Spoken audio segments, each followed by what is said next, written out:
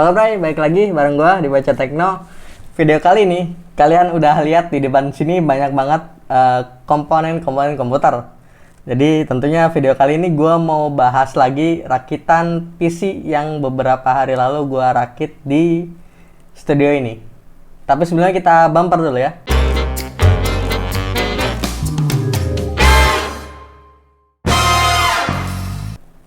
Nah, PC rakitan ini datang dari salah satu temen SMP gue ya, temen SMP dan temen kuliah juga dulu kan. Jadi dia itu awalnya itu sekitar 3 bulanan yang lalu ya, 3 bulan atau 2 bulan yang lalu itu dia ngechat nanya doang awalnya, nanya ya konsultasi lah, bisa dibilang konsultasi tentang PC rakitan ya. Nah awalnya dia itu mau ngerakit di salah satu toko offline yang ada di kotanya. Dan dia kirim spesifikasinya itu ke gue gitu kan. Dengan budget 13 jutaan cuma dapet Intel Core i5 9400F. Gue masih inget banget tuh Intel Core i5 9400F. Terus GTX 1050 Ti. Terus RAM-nya 8x2 sih, cuma 2666 MHz ya. Dan SSD cuma 120 GB, itu pun SSD SATA, M2 SATA, bukan yang NVMe. Nah, berawal dari situ akhirnya gue nyeplos gitu kan. Aduh, itu mahal banget.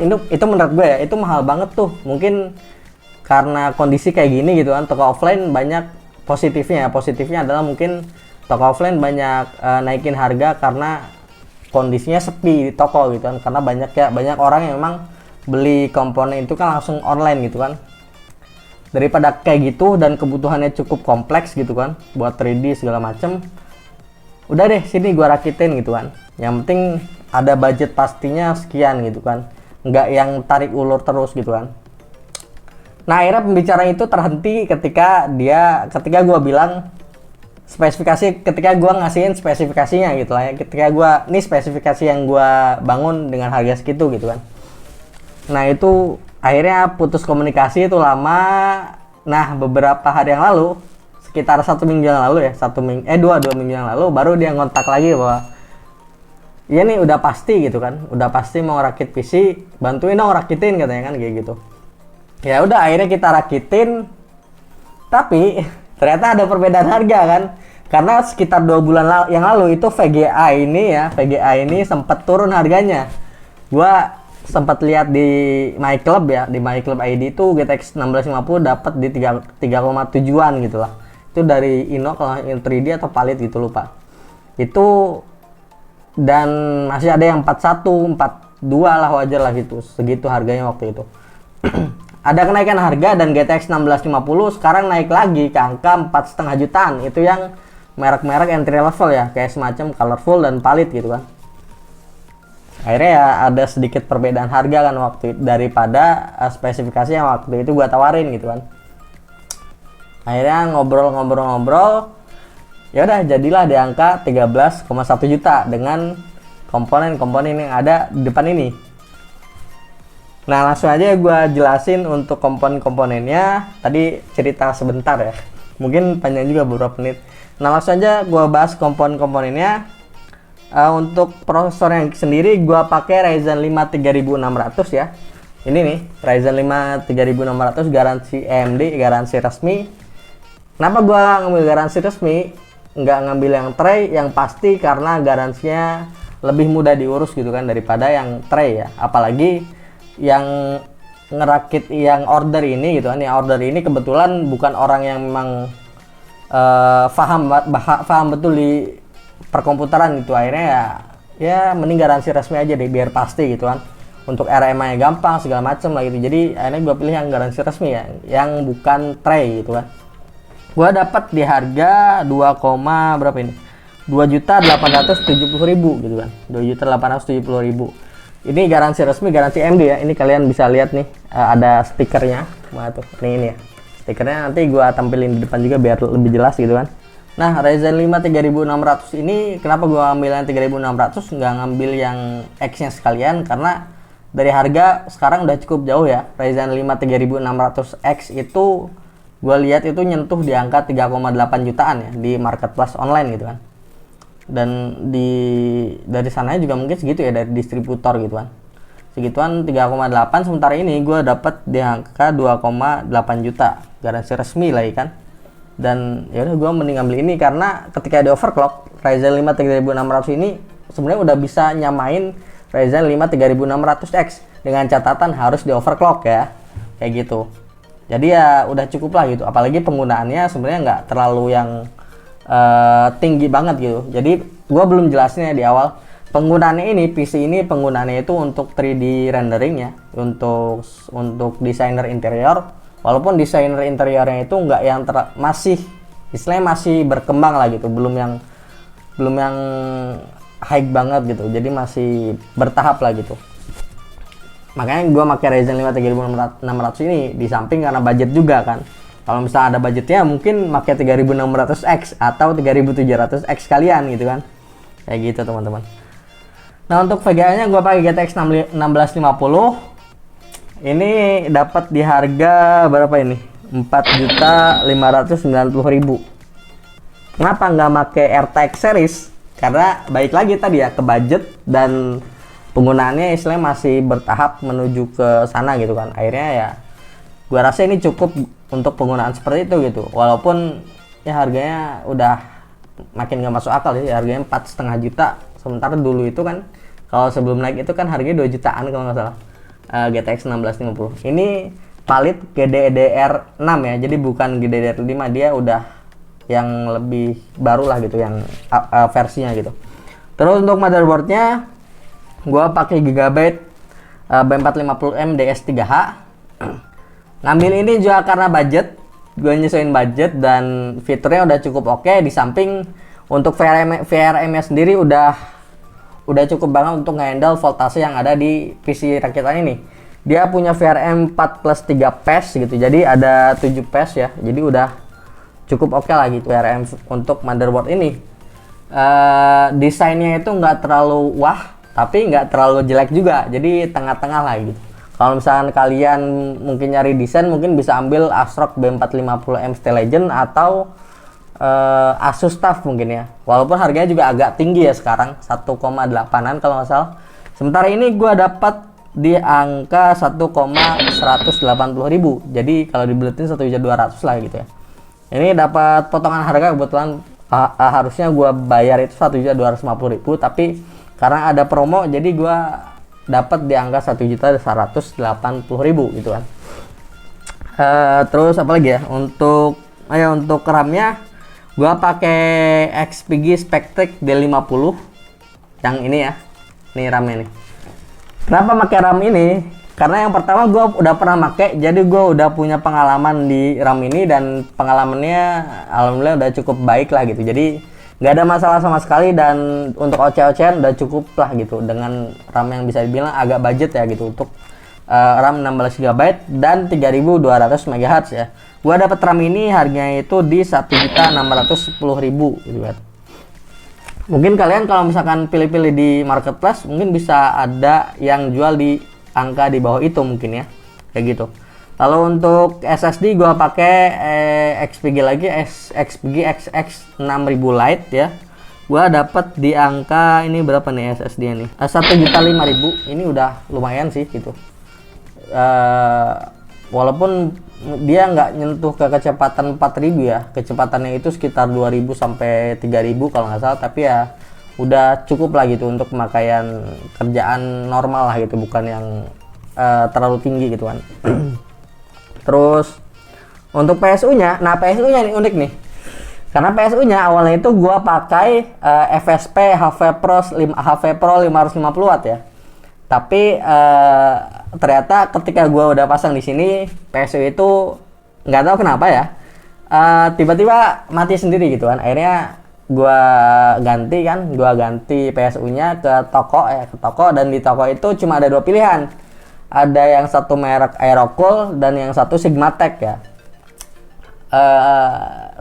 Gue ada pengalaman yang kurang baik di Aerocool, akhirnya gue nggak milih Aerocool dan memilih Sigmatech ya, karena mungkin kalian ada yang gabung di grup-grup rakitan PC. Aerocool ya bisa dibilang banyak gacha gitu ya, walaupun nggak semuanya jelek gitu ya. Banyak juga PSU Aerocool yang memang barangnya bagus. Tapi kebetulan waktu itu gue dapet barang yang kurang bagus, akhirnya ya gue nggak lagi make merek itu gitu. Dan gue make kemarin pinnya itu Sigmatech kan, Sigmatech apa nih? Sigmatech apa sih itu? Sigmatech X Power 3 ya. X Power 3 550 watt dengan 80 plus silver ya. Itu udah cukup lah gitu untuk ngehandle PC ini gitu kan. Nah untuk fan-nya, fan casing-nya, gue make yang cukup premium ya, nggak premium banget sih, sedang lah gitu, menengah gitu. Gue make Aigo Dark Flash CF8 ya ini ya. Karena ini nanti gue kedepanin ya di frame-nya. Karena gue mikir ya yang ordernya ini kebetulan kan desain interior gitu kan. Pastinya dia tuh perhatiin banget ke detail-detail kecil macam fan-nya ini. Dan kebetulan bisa diatur juga ya, mana tuh? Nah ini nih. Tuh. Jadi ya lebih enak aja lihatnya gitu kan. Untuk yang fan yang bisa diatur kayak gini. Nambah FPS enggak? Ya tentu tidak dong. Masa nambah FPS Anda gimana sih? Harganya gua dapat di angka 462.000 ya. 462.000 untuk fan casing ini kan. Ini cukup bagus sih karena dia 5 in 1 kan. Karena banyak banget yang paketan itu cuma 3 in 1. Kalau misalnya kalian cari di marketplace ataupun di toko-toko offline kan. Kebetulan gue beli di toko offline jadi mungkin harganya agak beda dengan marketplace ya. Tapi gue cek itu harganya sekitar segituan, jadi nggak jauh beda lah gitu. Dan itu ini itu ada cerita lucu ya. Ini stok satu-satunya di toko, jadi sebelum bayar kebetulan toko langganan ini gua ngambil ini gitu loh.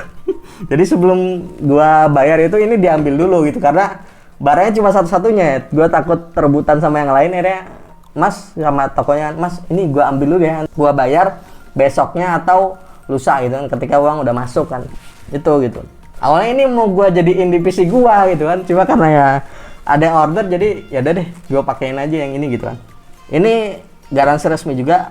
Pokoknya barang semua di sini tuh garansi resmi ya. Ada yang AGS, ada yang NJT, ada yang AMD ya gitu.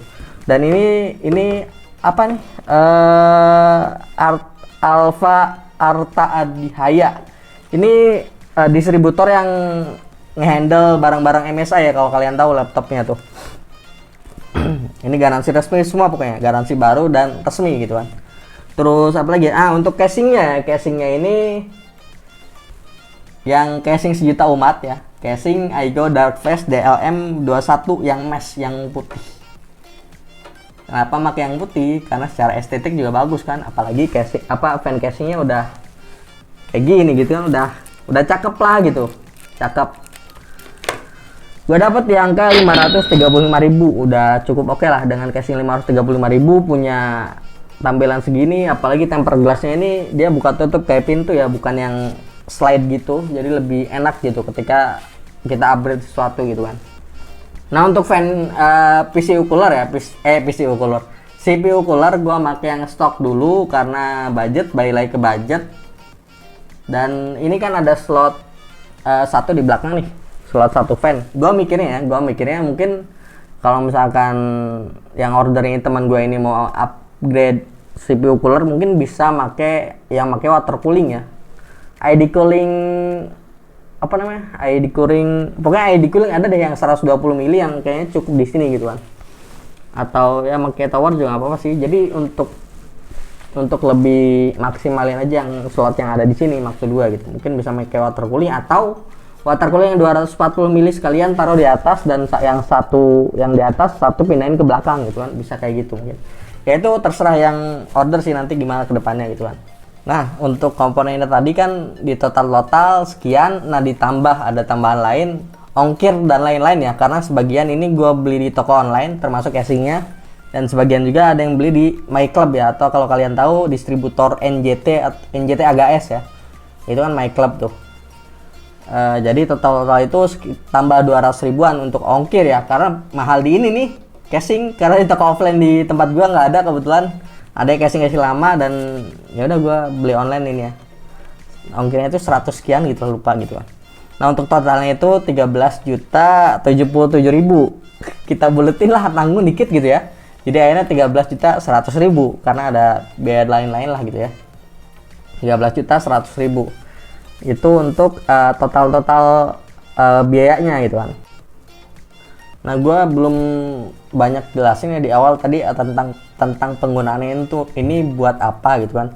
Nah, penggunaannya ini sebenarnya untuk desainer interior. Jadi teman gue ini kerjaannya itu desainer interior, tukang desain rumah lah gitu ya, kayak semacam arsitek, tapi dia cuma sekedar desain interiornya aja. Mungkin beberapa dari kalian ada yang desain interior dan lebih paham mungkin ya kayak gimana itu. Nah, pokoknya kalau dari komputerisasinya itu lebih ke 3D rendering kan. Jadi kayak visualisasi desain interiornya kayak gimana, terus 3D-nya, terus rendernya juga, dan ke depan juga katanya bakal edit video tipis-tipis gitu kan di Premiere Pro. Nah, karena VGA sekarang lagi tinggi banget gitu ya harganya, bahkan GTX 1650 ini salah satu merek yang gue lihat ya itu dari Zotac, itu dia nyentuh ke angka 5 jutaan gitu kan. Ya brand premium sih emang gitu kan. Zotac dan Asus itu nyentuh di 5 jutaan gitu kan. Dan akhirnya gue cari-cari, akhirnya ya nemulah gitu kan. Palit GTX 1650 di angka 4,5 juta gitu kan, lebih dikit gitu kan. Dan ini kayaknya pilihan yang pas gitu untuk sekarang gitu kan, di tengah harga yang memang nggak stabil dan nggak pasti gitu kan. Kalau misalkan, soalnya gue bilang kan ke teman gue ini, kalau misalkan ditunggu ya nggak apa-apa gitu, tapi nggak tahu nih gitu sampai kapan ini akan terus naik gitu, turunnya nggak pasti gitu. Apalagi sekarang isu chip shortage kembali naik lagi gitu kan, kembali ya nggak jelas lagi chip shortage gitu kan, gara-gara corona ini, gara-gara COVID-19 nih ngancurin semuanya, dasar COVID. Itu dia ya, karena chip shortage gitu kan, isu chip shortage naik, terus akhirnya scalper merajalela lagi kan. Padahal 2 bulan kemarin sempat turun tuh kan, yang kemarin gue bilang kan. Cuma ya beginilah adanya itu. Akhirnya gue ambil GTX 1650 daripada, kan gue mikir ya, daripada lu make 1050 Ti kan, karena kan sebelumnya gue ceritain kan tadi di awal, dia ngerakit di salah satu toko, dia dapat cuma 1050 Ti gitu kan, dengan harga 13 jutaan. Daripada dapat itu ya udahlah, ini 1650 kayaknya udah pas deh gitu kan. Ada kenaikan lah gitu, walaupun yang nggak terlalu tinggi gitu kan kenaikannya gitu. Tapi efisiensinya itu bagus kan, bagus GTX 1650 karena dia kan udah punya arsitektur touring ya gitu, lebih modern lah gitu ya, kita bilang kayak gitu.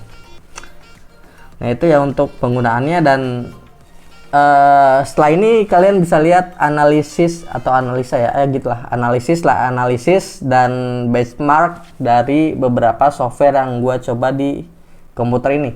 Ada Cinebench R15, R20, R23 dan 3D Mark ya. Seperti biasa 4 aplikasi itu aplikasi langganan gue, dan kalian bisa simak di scene setelah ini. Ini dia. Nah, ini dia ya untuk pengujian benchmark di beberapa softwarenya. Kita yang pertama menggunakan Cinebench R15, dan tentunya BIOS di motherboard ini kita setting dalam keadaan default ya. Nah, untuk memorinya kita gunain XMP Profile dengan RAM yang berjalan di 3200 MHz ya.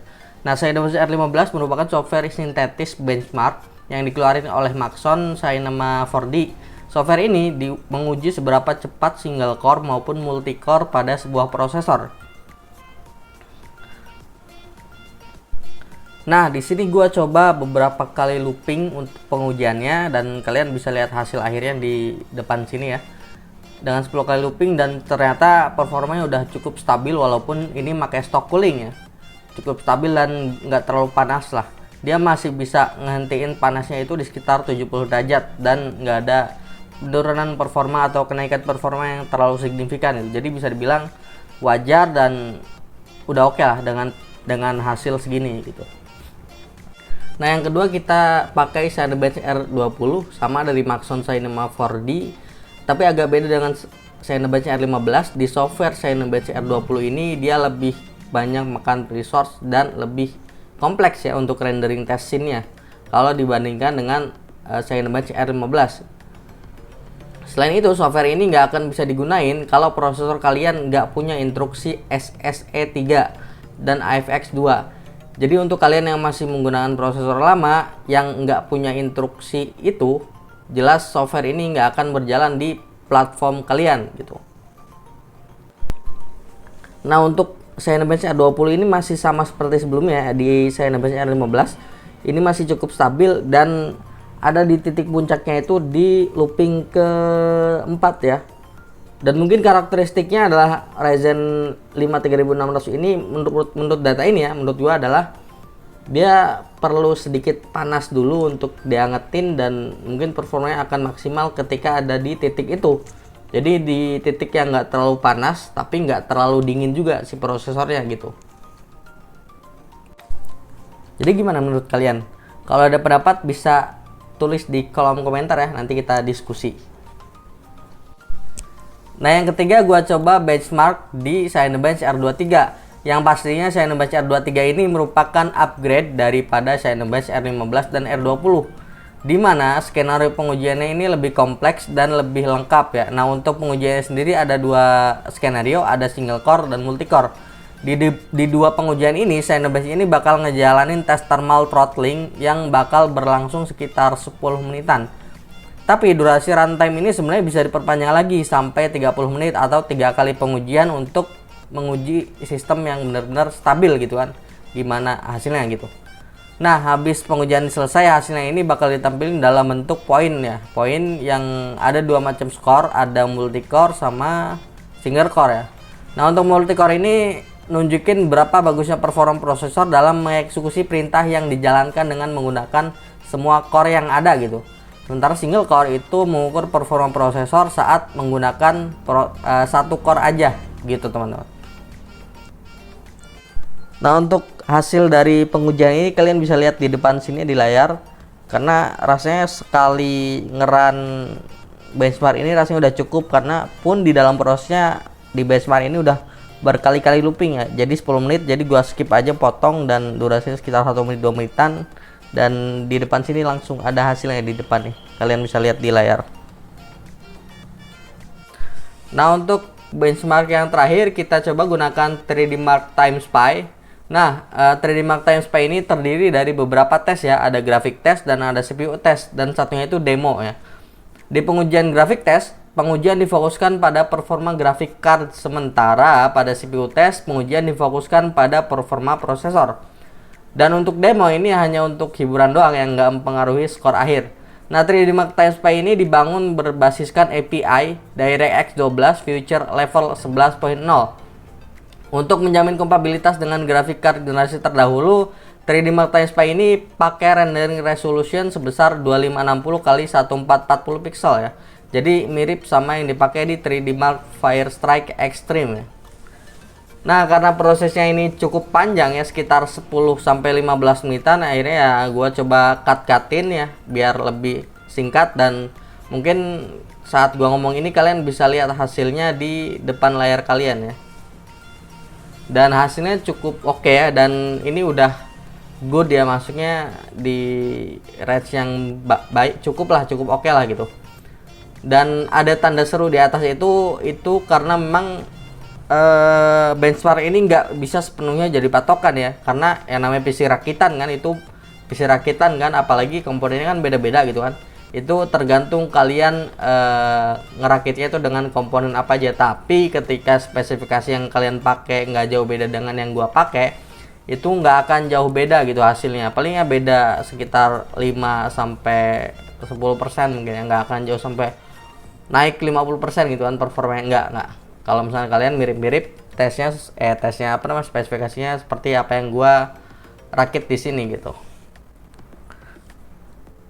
Nah, itu dia ya tadi hasil benchmark sama mungkin analisis yang gua sampaikan ya di video benchmark tadi, dan apakah tepat gitu kan dengan harga 13 jutaan rakit dengan spek seperti ini. Sebenarnya balik ke penggunaan ya gitu. Sebenarnya dengan harga 13 jutaan itu bisa dapat GTX 1660 atau 1650 Super mungkin. Bisa dapat, tapi dengan beberapa pangkasan gitu kan. Kayak SSD mungkin pakai M2 SATA yang 128 GB, mungkin itu ya. Terus RAM-nya diturunin ke 3000 MHz atau 266 MHz lah gitu mungkin. Atau fan casing-nya itu diganti yang biasa aja gitu kan, yang 30 ribuan satu mungkin bisa aja kayak gitu. banyak yang dipangkas lah pokoknya. Kalau misalkan kalian main GTX 1650 Super, bisa aja, itu balik ke kebutuhan kalian. Cuma gue perlu negasin ya, ini PC ini buat kerja gitu kan, jadi perlu konektivitas transfer data yang cepat gitu kan, dan agak lega. Makanya gue pakai SSD 512 GB. Karena ya tadi butuh konektivitas transfer data yang cepat dan stabil gitu kan. Makanya gue pakai SSD NVMe yang 512 GB, terus RAM-nya gue beli yang agak tinggi, yang 3200 MHz dan 16 GB kan. Kalau kalian mau pakai 1650 Super mungkin bisa pangkas keduanya gitu kan. Pakai tadi ya, pakai SSD M2 SATA dan lain-lain kan itu. Bisa aja kayak gitu.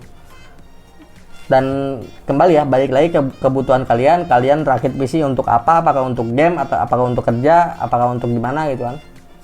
Dan kalau menurut gua sih ya, kalau untuk kerja gitu kan, PC ini, ngerakit PC zaman sekarang saat ini ya, maksudnya harga ketika tinggi-tingginya sebenarnya worth it aja kalau misalkan PC-nya untuk kerja. Karena ketika untuk kerja gitu kan, uangnya pasti baik lagi bre gitu.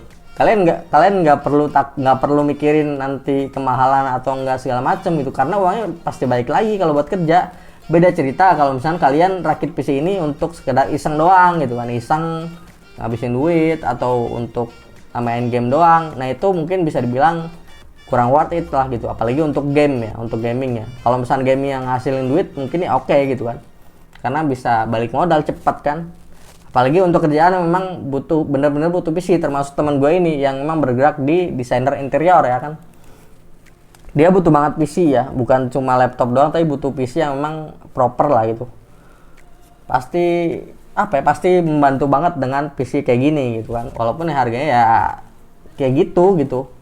Mau nunggu sampai kapan ya terserah gitu loh, itu terserah kalian. Kalau misalnya kalian memang butuh banget ya rakit PC aja gitu, rakit PC. Tapi kalau misalnya lagi belum butuh ya tahan dulu aja, tahan ya sampai kapan, entah sampai kapan. Nah itu dia ya, mungkin video kali ini sampai sini aja. Kalau misalkan kalian ada yang mau ngobrol, diskusi, mungkin bisa DM ke Instagram kita, nanti ada di bawah sini linknya ya, di deskripsi. Sama ada pertanyaan segala macam mungkin bisa di komentar juga, atau di diskusi di komentar. Jangan lupa share video ini, subscribe, dan like video ini kalau misalkan bermanfaat untuk teman-teman. Dan jangan lupa pakai masker, jaga jarak, dan jaga kesehatan. Karena ya kondisi lagi pandemi, mudah-mudahan kalian sehat semua dan kita juga bisa sehat selalu biar terus bisa kasih konten-konten edukatif untuk teman-teman semua gitu kan.